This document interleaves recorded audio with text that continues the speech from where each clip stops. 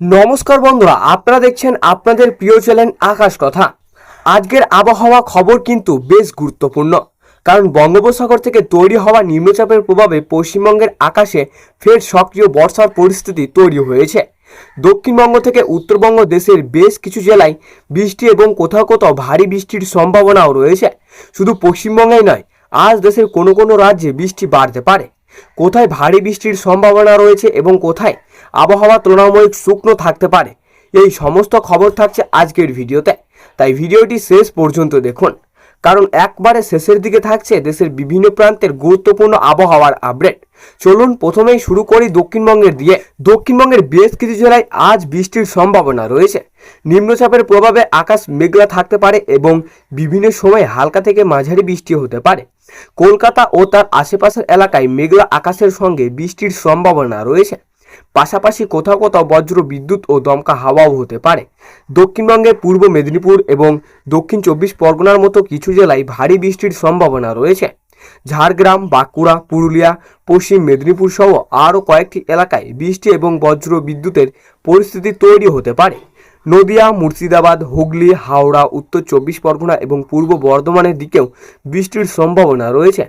অর্থাৎ দক্ষিণবঙ্গে আজকের মূল বার্তা হলো আকাশে মেঘলা আকাশ থাকবে এবং বিভিন্ন জায়গায় বৃষ্টি হতে পারে। তাই বাইরে বের হলে ছাতা সঙ্গে রাখাটা ভালো। এবার আসি উত্তরবঙ্গের দিকে। উত্তরবঙ্গ বর্ষার প্রভাব যথেষ্ট সক্রিয় রয়েছে।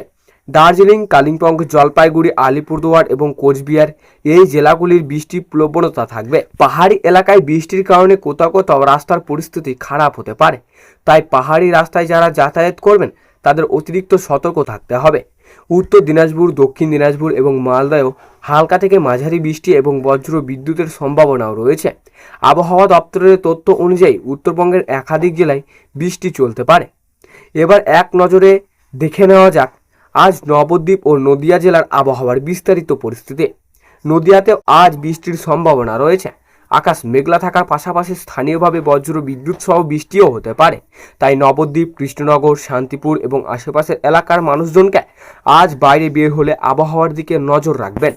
এবার চলুন পশ্চিমবঙ্গ ছেড়ে ভারতের অন্যান্য রাজ্যের দিকে নজর দিয়ে। পূর্ব ও উত্তর পূর্ব ভারতের বিভিন্ন অংশেও বর্ষার প্রভাব রয়েছে। বিহার, ঝাড়খণ্ড, উড়িষ্যা এবং আসামের বিভিন্ন এলাকায় বৃষ্টি হতে পারে। বিশেষ করে নিম্নচাপের প্রভাবে পূর্ব ভারতের আবহাওয়া পরিবর্তন দেখা যাচ্ছে। পশ্চিমবঙ্গের পাশাপাশি ঝাড়খণ্ড ও উত্তর উড়িষ্যার ওপরে এই আবহাওয়ার ব্যবস্থার প্রভাব রয়েছে। এবার আসি উত্তর ভারতের দিকে। উত্তর ভারতের পাহাড়ি রাজ্যগুলির কিছু অংশে বর্ষার বৃষ্টি অব্যাহত থাকতে পারে। হিমাচল প্রদেশ, উত্তরাখণ্ড এবং জম্মু কাশ্মীরের কিছু এলাকায় বৃষ্টির সম্ভাবনা রয়েছে।